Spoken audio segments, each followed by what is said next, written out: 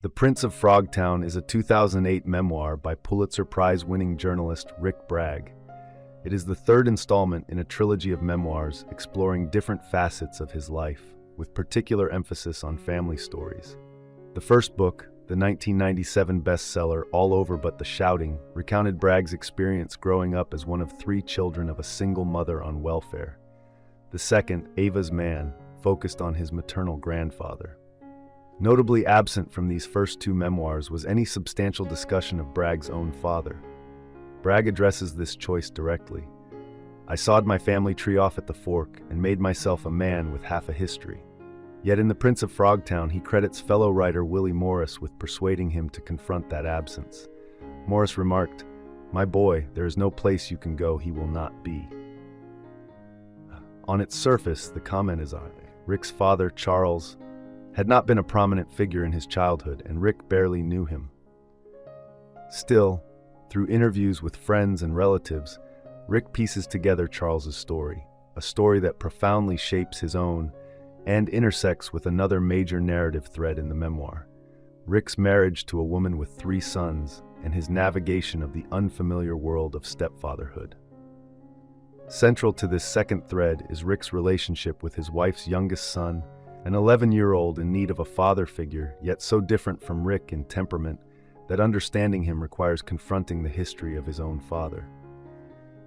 Rick initially regards this boy, referred to somewhat dismissively as the boy, as delicate, overly protected, and almost the polar opposite of how he remembers himself at that age.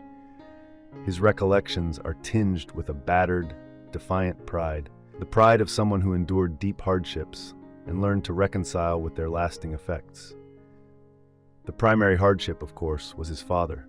"My father was already waking with the shakes when I was born," he notes, later adding, "His death was so certain, it was like it already happened." Through conversations with those who knew Charles, most notably his lifelong friend Jack Andrews, Rick gradually reconstructs the portrait of a man defined by alcoholism and violence. Charles Bragg, a lifelong drinker, grew up in Frogtown, a dusty, impoverished settlement beside a polluted stream, where all the men worked the same factory. He longed to escape and nearly did.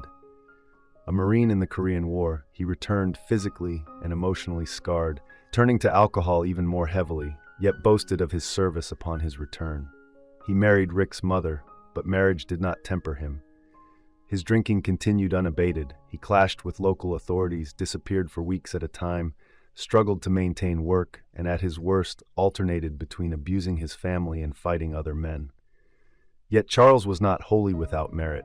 He displayed courage, a sense of honor, and occasional humor. In his final days, he voiced sincere remorse for his failures as a husband and father. While this acknowledgement cannot undo past abuses, it does provide Rick with a lens to understand him.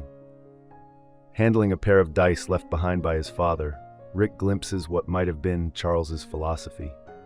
Rig the game if you can, 'cause luck is a bitch for a poor man.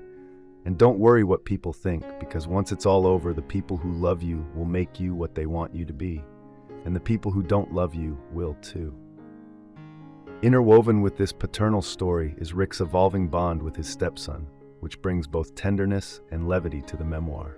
Across chapters devoted to this arc, Rick becomes a mentor, teaching basketball, self-defense, and the rights of traditional boyhood, while reconciling the differences between his stepson's upbringing and his own.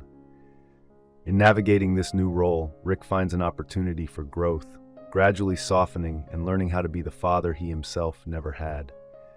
The juxtaposition of these narratives, father and stepson, creates a memoir that is both hard-hitting and deeply human, a meditation on legacy, resilience, and the often messy inheritance of family. Thank you for watching. If you enjoy this video, leave a like and subscribe.